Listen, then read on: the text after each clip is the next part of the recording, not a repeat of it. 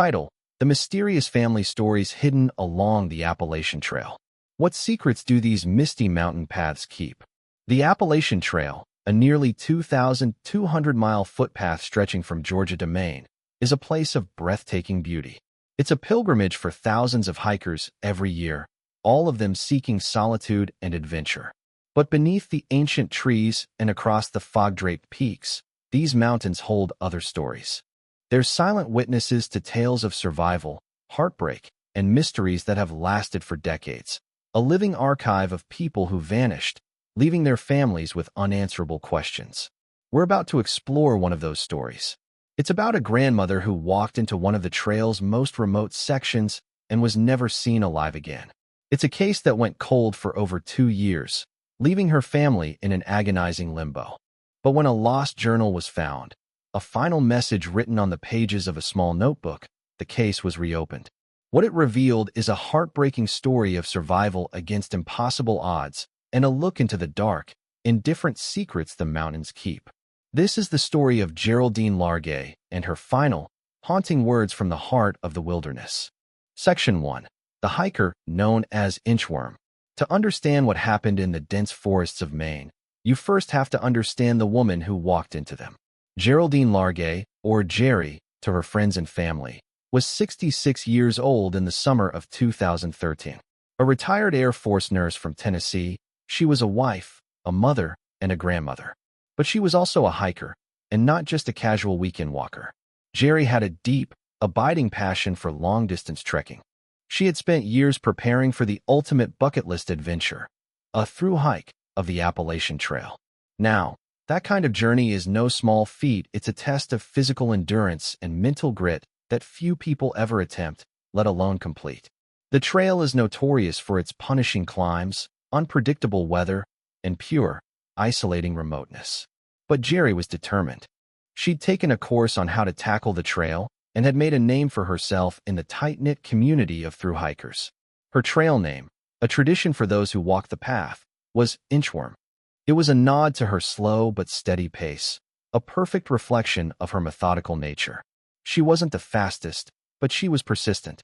Inch by inch, mile by mile, she was making her way north. She wasn't totally alone on this adventure. Her husband, George, was her one-man support crew. While Jerry hiked, George drove their car along the route, meeting her at prearranged road crossings to resupply her with food and gear. It was their chance for a moment of comfort before she plunged back into the wilderness, a system they had perfected over hundreds of miles. Jerry started her journey with a friend, Jane Lee, and together they trekked north from Harper's Ferry, West Virginia. But near the New Hampshire border, Jane had to leave the trail for a family emergency.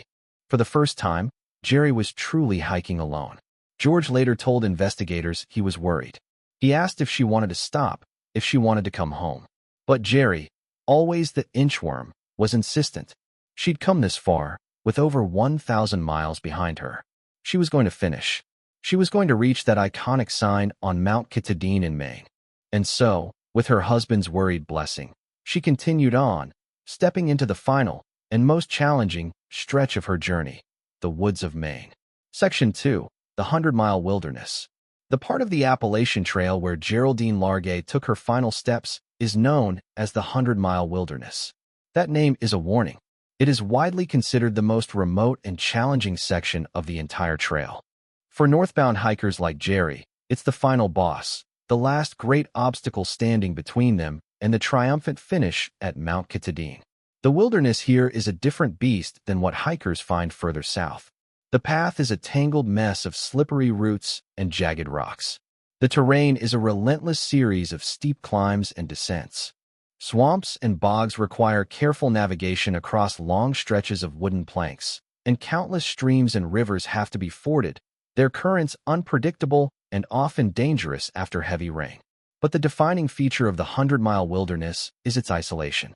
As the name says, for roughly 100 miles, there are no towns, no hostels, and no paved roads for an easy escape. While a network of private logging roads crisscrosses the area, they're often unmarked and confusing to an outsider. For a hiker in trouble, help isn't a simple phone call away. In 2013, cell service was, and still is, non-existent for huge stretches. Getting a signal requires a mix of luck and a desperate climb to a high, exposed ridge. This is the world Inchworm Largay entered in late July 2013.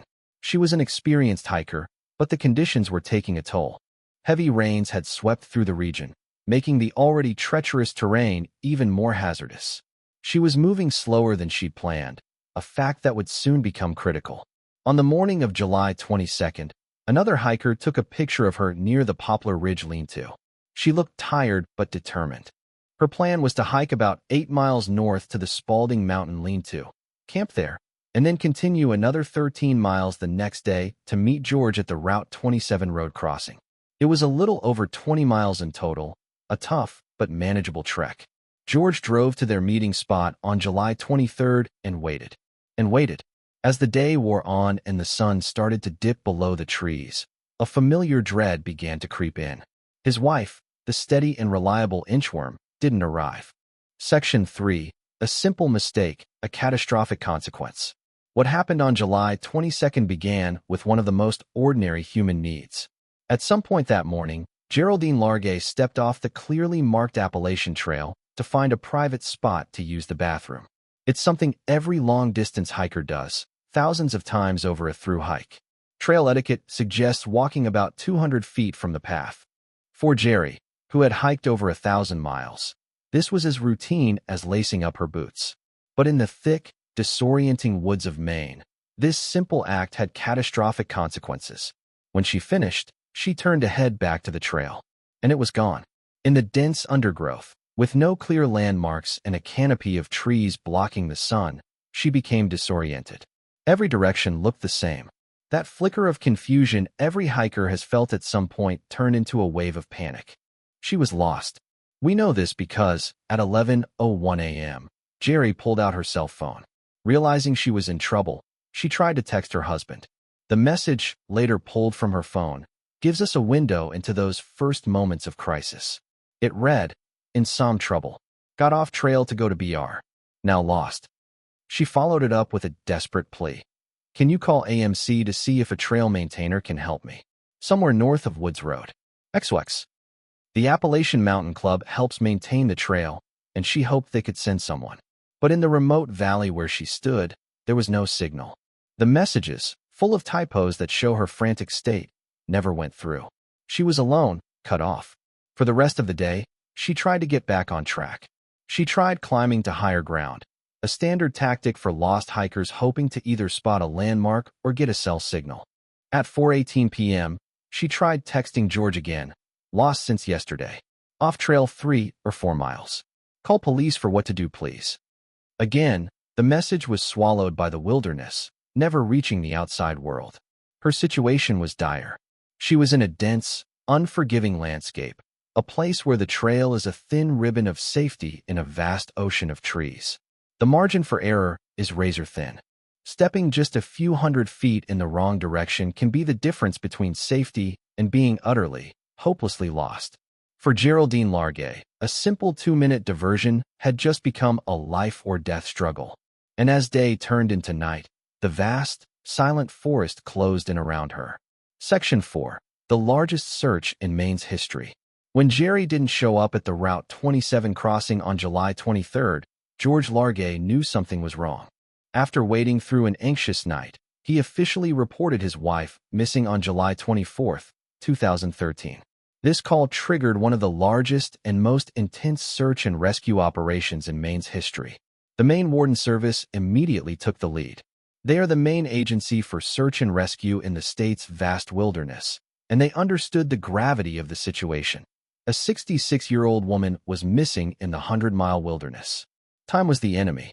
The initial search area was huge, focusing on the 22-mile stretch of trail between where Jerry was last seen and where she was supposed to meet George. The logistical challenges were staggering. The terrain was brutal, slowing ground teams to a crawl. Heavy wind and rain didn't help, making the ground more treacherous, washing away potential tracks, and making it nearly impossible for K-9 teams to pick up a scent. Just getting search teams and equipment into position was a major operation. Wardens, state police, and hundreds of volunteers fanned out across the mountains. They scoured the main trail, checked and rechecked the shelters, and shouted her name into the dense woods. Helicopters and planes were brought in, their crews scanning the endless green canopy from above, looking for any splash of color that wasn't supposed to be there. But from the air, the forest is an impenetrable blanket. It hides its secrets well. Investigators worked tirelessly, interviewing every hiker who might have been in the area. The reports were confusing and often contradictory. Some hikers thought they saw her heading south. Others claimed to have camped with a woman matching her description at shelters further north. Every tip had to be followed, diverting precious time and resources. One particularly compelling but false tip led to a rumor that she'd been seen months later, alive and well in Tennessee. Investigators confirmed it wasn't her, but it shows the kind of misinformation that can surround these cases. For days, then weeks, the search went on. Looking back, we now know they came agonizingly close. Post-incident analysis revealed that on several occasions, search parties were within a mere 100 yards of where Jerry was. But 100 yards in the 100-mile wilderness might as well be a world away. A slight dip in the terrain or a thicket of spruce could have been enough to hide her from view. As the weeks turned into a month, the large-scale search was scaled back. The Maine Warden Service promised they wouldn't give up, conducting smaller searches over the next 2 years. But the painful reality was that Geraldine Largay had vanished. For her family, an unbearable period of not knowing began. For the world, she became another statistic, another ghost of the Appalachian Trail. #CTA, call to action. The challenges the search teams faced highlight a critical truth about the wilderness. Even with modern tech and hundreds of dedicated people, finding one lost person in such a huge, rugged landscape is like finding a needle in a haystack. It really drives home how important it is for anyone heading into the backcountry to be prepared. Organizations like the Appalachian Trail Conservancy and local hiking clubs offer great resources on safety, navigation, and what to do if you're in trouble. If you're a hiker, I encourage you to check them out and educate yourself. A little knowledge can make all the difference. And if you find stories like this compelling, consider subscribing for more deep dives into mysteries from the wild. Section 5. The Discovery. For more than 2 years, the forest kept its secret. Geraldine Largay's file was still open, but the case was cold. Her husband George and her family were left to wrestle with the agony of not knowing. Did she fall? Was there foul play? Did she just walk away from her life? The mountains gave no answers. Then, in October of 2015, more than 26 months after she disappeared, the silence was broken. A contractor was part of a forestry crew doing a land survey for the U.S. Navy on a remote, wooded slope in Redington, Maine. The property was part of a Sears school, survival, evasion, resistance, and escape, a military training facility, which adds a layer of bitter irony to the story. While pushing through the dense undergrowth, the surveyors stumbled upon something that didn't belong, a collapsed tent, faded and weathered by more than 2 years of harsh Maine seasons. He approached cautiously and peered inside. There, he found human remains, mostly inside a sleeping bag. He immediately backed away and called the authorities. The Maine Warden Service, the same agency that had led the massive search, returned to the site. They quickly secured the area and began the grim task of processing the scene. The location was both shocking and heartbreaking. The makeshift campsite was just over half a mile from the Appalachian Trail. For 2 years, hundreds of searchers had passed by, some incredibly close, but she had remained hidden on a small, wooded knoll just 3,000 feet from the trail she had so desperately tried to find. Among the belongings found inside the tent, a backpack, clothes, a first aid kit, a paper map, was a small, black, hardbound journal. Moss was starting to grow on its cover, which bore a simple, heartbreaking title written by Jerry herself. George, please read Zoxo. Investigators had found Geraldine Largay, but they had also found something else. They had found her voice. Inside that journal was the story of her final days, a day-by-day account of her struggle, her strength, and her tragic acceptance of her fate. The mystery of what happened to her was over, but the story of her survival was about to be told for the first time. Section 6. The Journal of Inchworm. The 1,500 pages of documents released by the Maine Warden Service, including Geraldine Largay's journal and her unsent texts, show a woman who was not a passive victim. She was a fighter. For 26 days, alone and lost, she fought to survive. Her journal, with its dated entries, became her only companion. The first entries detail her attempts to get back to the trail. She explains that after getting turned around, a wrong turn across a stream led her deeper into the forest. Realizing she was truly lost, she did exactly what survival experts recommend. She stopped moving and set up a camp. She chose her spot carefully on a raised knoll under some hemlock trees, hoping it might make her more visible to searchers. She set up her tent for shelter. She rationed her food. She tried to use her silver emergency blanket as a signal and even attempted to start a signal fire, but the relentless rain made the wood too wet to create the thick smoke she needed. Her biggest effort was her repeated attempts to call for help. Day after day, she would leave her camp and hike to the highest ground she could find, a nearby ridge, desperately seeking a bar of cell service. We know she tried to text her husband at least 11 times. The unsent messages chart her growing desperation, from the initial, "in some trouble," to the more urgent, "call police for what to do, please." A cell phone tower ping later showed her location wasn't far from where her body was found, but the signal was just never strong enough to push a message through. As the days turned into weeks, the journal's tone began to shift. The hope of rescue faded, replaced by a grim acceptance. Her food ran out. She was starving and weak from exposure. By August 6th, 2 full weeks after she got lost, she seemed to know her time was running out. She tore a page from her journal and wrote a message not for herself, but for her family and for whoever would one day find her. It read, "When you find my body, please call my husband George and my daughter Carrie. It will be the greatest kindness for them to know that I am dead and where you found me, no matter how many years from now. Please find it in your heart to mail the contents of this bag to one of them." It's a message of incredible love and heartbreaking clarity. In her final days, her thoughts weren't on her own suffering, but on easing the pain of her family, on giving them the closure that so many families of the missing never get. The last entry in her journal is dated August 18th, 2013, though wardens noted she might have lost track of the days. She had survived for at least 26 days. The official cause of death was starvation and exposure. She died alone in her tent, zipped inside her sleeping bag, having done everything in her power to survive, and in the end, everything in her power to ensure her family would find peace. Section 7. Unanswered Questions and Lingering Mysteries. The discovery of Geraldine Largay's remains and her journal answered the biggest question: what happened to her?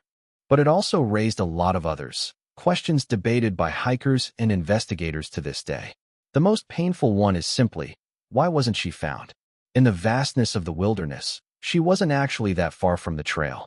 She was within the primary search area. How could hundreds of searchers, dogs, and aircraft miss her? The official report offers some stark answers. The terrain was incredibly dense.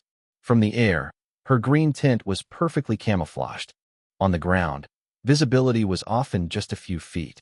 K9 units were thrown off by swirling winds and constant rain, which can make it impossible to lock onto a scent.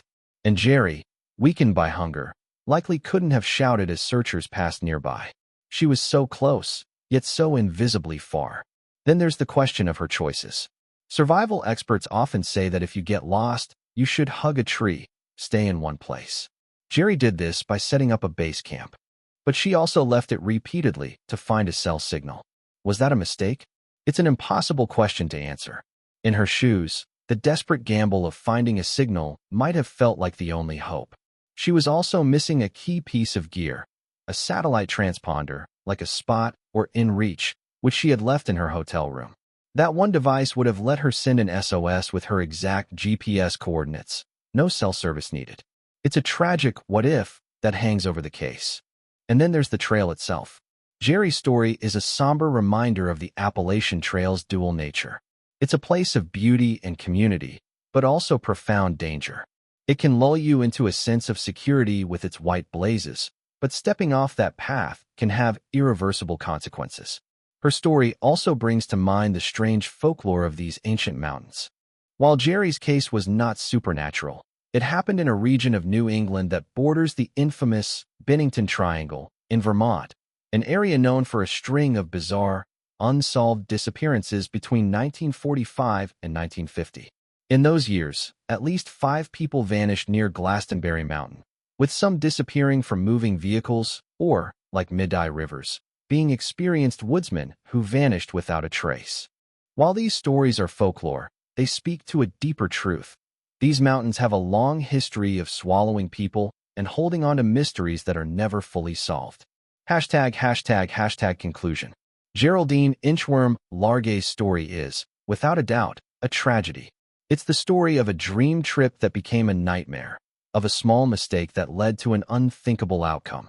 But to remember her only for the tragedy is to miss the incredible woman at its heart. Her final journal is not just a record of death, it's a story of life. It's the story of a 66-year-old grandmother who survived for nearly a month, alone, in one of the most unforgiving environments in the eastern United States.